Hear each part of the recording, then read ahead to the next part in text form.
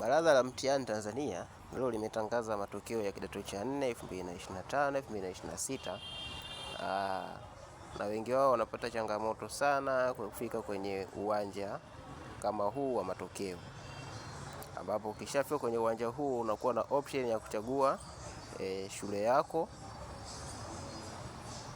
Ukiangalia kwa juu hapa unaweza kuchagua kutokana na alfabeti, ziko A B C D mpaka Z. Kwa hiyo utaangalia shule yako ina alfabeti gani, inaanza na alfabeti gani, utabonyeza, alafu zeni itakuletea listi ya shule zote.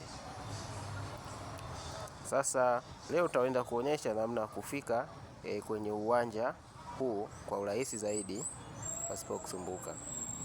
Utaingia Google, ngoja nirudi nyuma, niingie kwenye Chrome. Utarudi nyuma hapa ili tuweze kuona. Utaingia kwenye Chrome yako hapa. Utakufungulia uwanja kama huu. Utakuja hapa utaandika NECTA.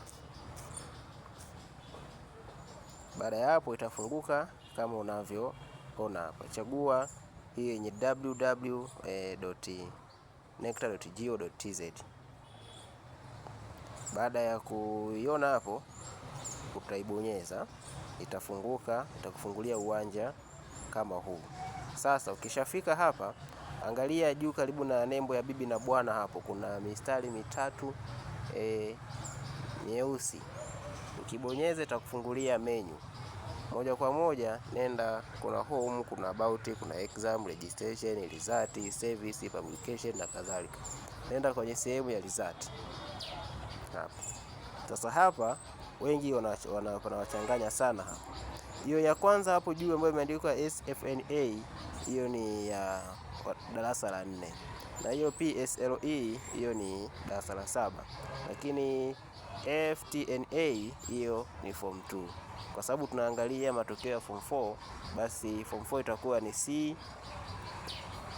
CSEE. Utabonyeza hapo. Ukishabonyeza hapo, moja kwa moja itakuletea matokeo yote ya miaka yote hadi miaka ya nyuma itakuwa iko hapa. Hivi sasa ni saa 4 na dakika 12, saa 5 ya leo ya tarehe 31, wanatangaza matokeo hayo ya kidato cha 4 kwa mwaka 2025. Lakini usiwaze, kwenye video hii na kuunganishia moja kwa moja linki ya matokeo ya mwaka huu wa 2025-26.